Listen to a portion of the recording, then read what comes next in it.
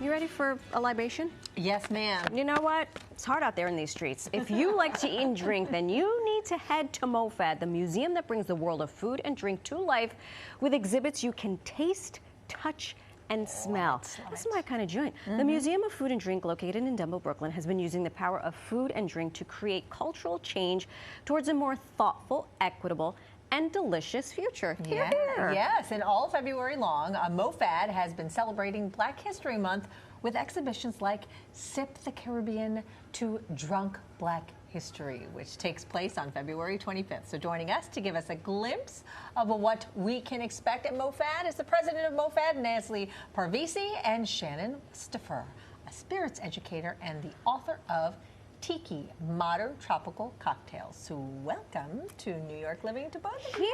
Thank you. Great to have you here. What was that research like to make that book?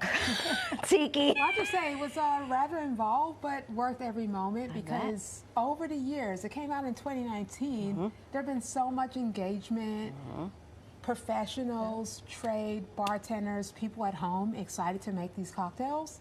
So it took a lot of work, but it's still paying off for me as well as for everyone else that is enjoying the book. Exactly, and enjoying the drinks. Yeah. So tell us a little bit about MoFad.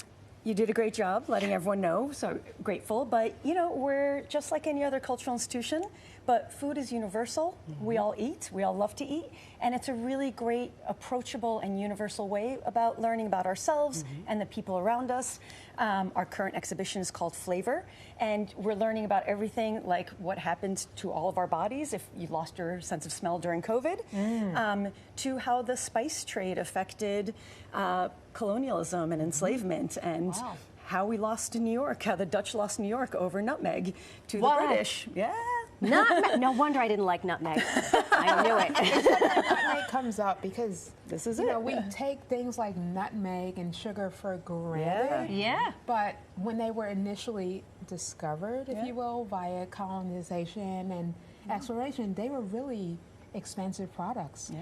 Basically they're worth in salt or gold. Wow. So when rum drinks started to hit the scene, nutmeg was a garnish that was considered a luxury garnish. I see. It was the Almost like Louis having, Vuitton like, of the Middle like Ages. having, like, gold flakes on a drink or caviar bump. Yeah. It was Holy like smokes. Yeah. You My can take spice one cabinet food. is never going to look the same to me. Yeah, your spice cabinet would have been the most expensive part of your home 400 years If ago. only it knew. If only it knew. If only it Yeah. knew. Tell us about your Black History Month event, Drunk Black History. So we're really excited. We have a lot of great lineups this month, but this one is a sort of comedy, booze-fueled look at sort of less told or forgotten moments in Black culinary history. Okay. We'll look at some of the hidden figures in Black world of brewing and distilling, in the world of farming, and just some of the amazing stories. You know, the ice cream scoop, the one that we used today, was the first patent held by an African American that did not have a white American who had to sign off on it. Wow. So there's all these little hidden gems very interesting. that underpins our history. And Shannon, you're going to make us a drink, Yes. a cocktail. Yeah. Tell us a little bit about the inspiration behind it, because there's also a Black-owned spirit brands right now. So this is basically kind of an amalgamation of what I consider to be things that make American drinking culture really cool. And that we have cultural and gustatory influences from all around the world, inclusive of right here in America. I'm going to be pouring American rum from Massachusetts. Okay. Look at Called Privateer. Okay. We're going to be using hibiscus syrup, which has its roots in West Africa as well as in the Caribbean, and you see it's sold as Sorrel. Oh, yeah. Jackie Summers yeah. was with MoFad last week Right. presenting Great program his with liquid. him. Yep. And then on top of it, I'm going to add some ginger beer. So Let's it's like get the to dark it. and stormy. Let's make it. My don't want to run mouth out of is time. hungry. Kind of You're going to make a rum punch? Rum punch. Is that what you're making? / dark and stormy. Okay. So we'll start with the usual suspects here.